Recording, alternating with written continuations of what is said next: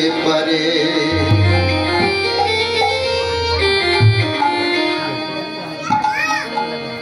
ঈশ্বরের কৃপা বিনা ঈশ্বর লীলা জানা অসম্ভব।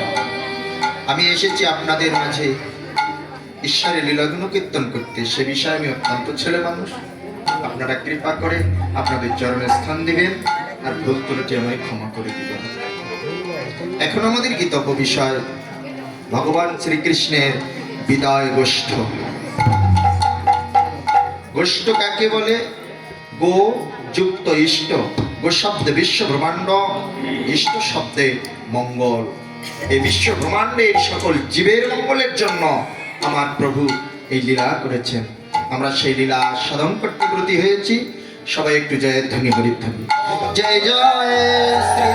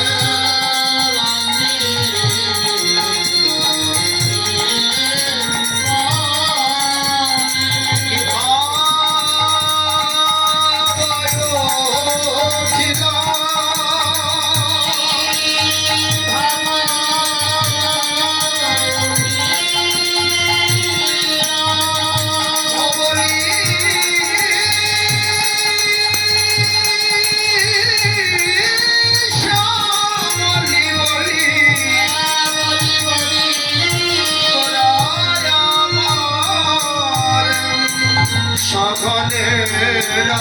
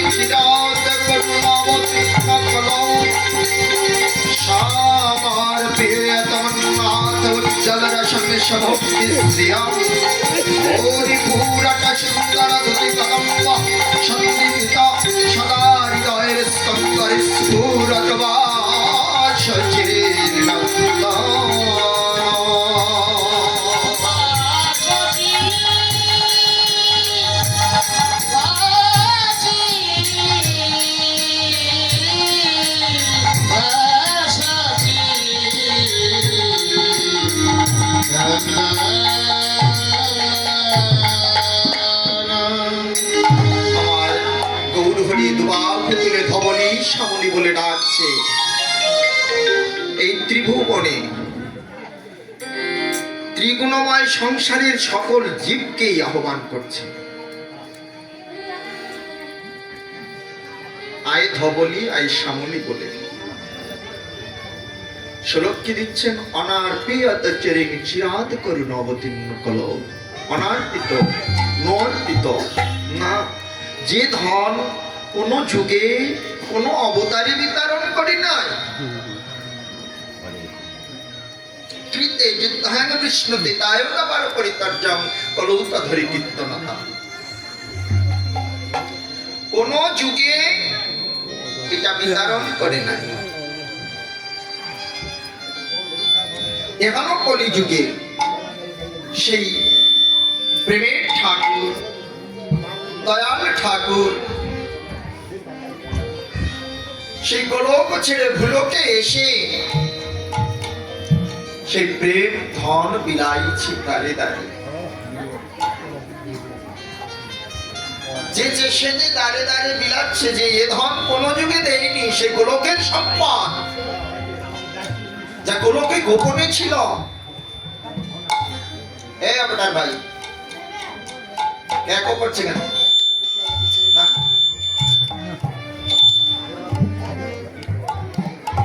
সেই গোলকের সম্পদ হরিনা কোন জীবে দেন। রাধে রাধে। এহানো কলিযুগে সেই অনার্পিত ধন বিতরণ করছে। এই জীব একবার চৈতন্য হয়েছে, দেখো আমি তোমাদের জন্য কি ধন এনেছি। একবার যেই দেখো, তোমরা আর মায়ার বালি শিয়রে নিও না। আমরা কিন্তু মায়ার দ্বারাই ঘুমান্ত হয়ে আছি। আমরা বুঝতে পারছি না আমাদের কোনটাই সঠিক আর কোনটাই বেঠিক। সাধু মহত্ব যারা এ মায়ার ফাঁস কেটে তারা আমার গৌর গোবিন্দের চরণে শরণ নিল। এই জন্য বলছে, পূর্বজন্মে থাকে যদি সাধু সংস্কার, দেখিতে শুনিতে হয় বৈষ্ণবের আচার। এই পূর্ব জন্মের স্বীকৃতি না থাকলে হয় না। তাই প্রভু আসার আগে তার ভক্তদেরকে এখানে পাঠিয়েছে। ভক্ত ছাড়া ভগবান আসতে পারেন না। আজ সেই ব্রজের ভাবে বিভাবিত হয়ে ধবলি আয় শ্যামলী আয় বলে ডাকছে। ধবলি অর্থাৎ সাদা রঙের ধেনু, শ্যামলী লাল কালো মিশ্রিত বর্ণ, শ্যামল বর্ণ। শতগুণ রজগুণ তমগুণ, এই ত্রিগুণময় সংসারের জীবকে আহ্বান করছে। আমরা কেউ গুণের বাহিরে নই। আর আমার গৌর গোবিন্দ লীলা হলো গুণাতীত, বেদাতীত, ভাবাতীত, যোগাতীত। যোগীতে লীলা বুঝবে না, বেদে লীলার বোঝার শক্তি নাই। তারা যদি বুঝতে পারতো তাহলে ব্রহ্মা অপরাধ করতো না। বেদকর্তা বিধি লীলায় হয়ে ভ্রান্তি ভেদের বিধিমতে না পায় তার অন্ত। কৃষ্ণের গোষ্ঠ লীলা চক্ষে হেরি বিধি উপার্জন সন্দেহ, অন্তরে গোবার্য হরণ করে দেখেন বিচার করে সেই ত্রিজগতের না এই ব্রজে মানুষ লীলাই করে। কৃষ্ণের যত খেলা সর্ব উত্তম হল নরলীলা। নর আর বপু তাহার স্বরূপ, গোপবেশ বেণুকর, নবকৈশ্বর নটবর, নরলীলার হয় অনুরূপ।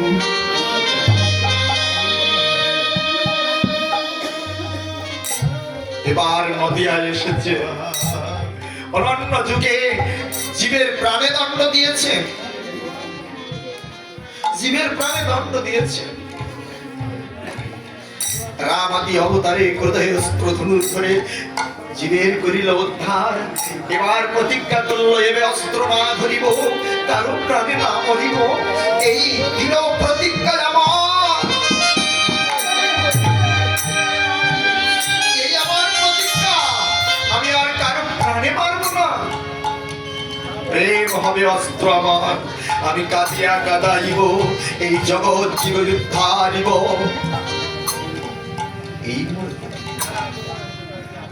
নিত্যানন্দ হরিদাসকে যখন পাঠিয়ে দিল নাম প্রচারে, জাগাই মাথায় মাথা ফাটিয়ে দিল না? প্রভু সব সইতে পারে, ভক্তের আঘাত ভগবান সইতে পারে না। ভগবানকে আঘাত করলে ক্ষমা করে দেবে, কিন্তু ভক্তের অঙ্গে আঘাত করলে ভগবান ক্ষমা করে না। নিতাই ঠাকুরের যখন মাথা ফাটিয়ে দিয়েছে, প্রভু আমার সংবাদ দিয়ে ছুটতে ছুটতে এসে সুদর্শনকে স্মরণ করেছে। কোথায় সুদর্শন? আমার ভক্ত অঙ্গে যে করেছে আঘাত, আমি তাকে ছিন্ন ভিন্ন দেখতে চাই, আমি তার নিতাই কি করেছে? সঙ্গে সঙ্গে অমনি চরণ জড়িয়ে ধরেছে। প্রভু মনে নাই প্রেম অবতারে কেন করহীন? প্রভু ক্ষমা করো, ক্ষমা করো, প্রভু ক্ষমা করে দাও। জানে না, বোঝে না, অবুঝ। নিতাইকে জড়িয়ে ধরে বলছে, ভাই ও নিতাই, প্রশ্ন হইতে বড় আমার মনে ছিল,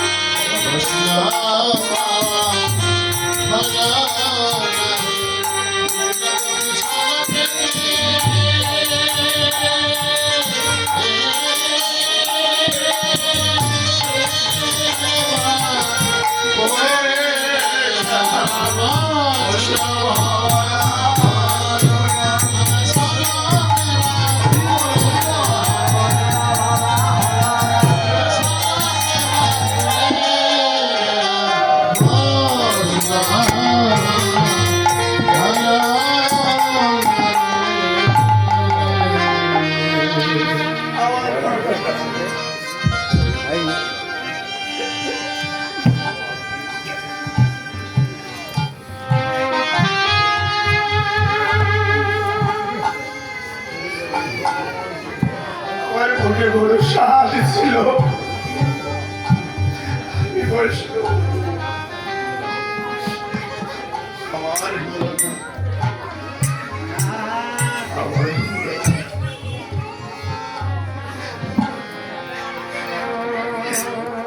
আমার নিজের সনকে আমি শিক্ষাস করি আমারই নমান্দন কীর্তনিয়া সদা করি। একটা শ্লোক প্রভু রেখেছেন আমাদের জন্য, একটা শ্লোক আমরা পালন করি। বৈষ্ণব কেমন করে হব?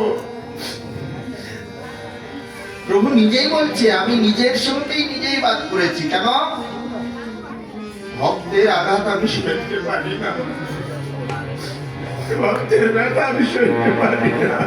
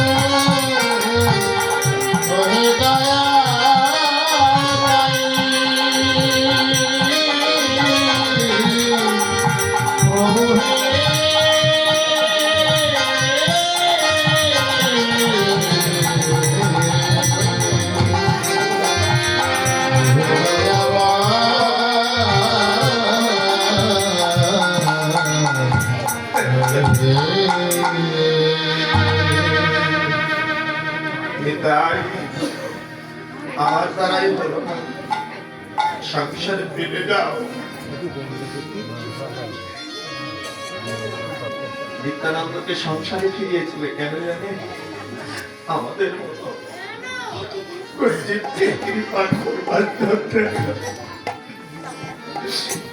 আমার হৃদয়কে সংসারে ফিরিয়ে দিয়েছিল।